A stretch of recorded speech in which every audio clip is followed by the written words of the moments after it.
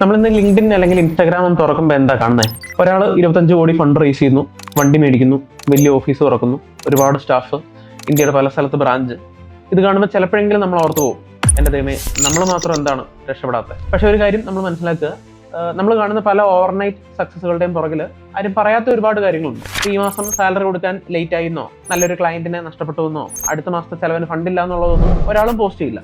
നല്ലൊരു business build ചെയ്യുന്നതിന് time എന്ന് പറയുന്നത് വളരെ ഇമ്പോർട്ടൻ്റ് ആയിട്ടുള്ള ഒരു ഫാക്ടർ തന്നെയാണ്. നല്ലൊരു ശതമാനം ബിസിനസ്സുകളും വർഷങ്ങൾ സമയമെടുത്ത് കസ്റ്റമേഴ്സിന് നല്ല സർവീസ് കൊടുത്ത് ട്രസ്റ്റ് ബിൽഡ് ചെയ്ത് തന്നെയാണ് മാർക്കറ്റിൽ ലോങ് ടേം പിടിച്ചു നിൽക്കുന്നത്. ക്വിക്ക് സക്സസ് ഇമ്പോസിബിൾ ആണെന്നല്ല പറയുന്നത്, പക്ഷേ സോഷ്യൽ മീഡിയയിൽ ആളുകൾ പോസ്റ്റ് ചെയ്യുന്ന എല്ലാം കണ്ട് നമ്മൾ എടുത്തു ചാടാൻ നിൽക്കരുത്.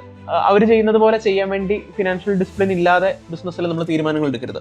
നമ്മൾ ബിസിനസ്സിൽ ഈ കാര്യങ്ങൾ ചെക്ക് ചെയ്യുക. ബിസിനസ് പ്രോഫിറ്റബിൾ ആണോ, കൺസിസ്റ്റന്റ് ആയിട്ടുള്ള പോസിറ്റീവ് ക്യാഷ് ഫ്ലോ ഉണ്ടോ, എന്ത് ചെയ്യണമെന്ന് അറിയാവുന്ന നല്ലൊരു ടീമുണ്ടോ, സർവീസ് പ്രഡിക്റ്റബിൾ ആയിട്ട് ഡെലിവർ ചെയ്യാൻ പറ്റുന്നുണ്ടോ, പിന്നെയും നമ്മുടെ അടുത്തേക്ക് തന്നെ തിരിച്ചു വരുന്ന ക്ലയൻസ് ഉണ്ടോ. ഇത്രയും കാര്യങ്ങളുണ്ടെങ്കിൽ പിന്നെ ആളുകളുടെ കൈയടി നമുക്ക് ആവശ്യമില്ല. Trust the process, results will speak for you when it's the right time. അതുകൊണ്ട് മറ്റുള്ളവരുടെ റീൽസ് കണ്ട് വിഷമിക്കാതെ നമ്മുടെ ബിസിനസ്സിലെ ഇഷ്യൂ എന്താണെന്നുള്ളത് കണ്ടെത്തി അത് ഇംപ്രൂവ് ചെയ്യാം.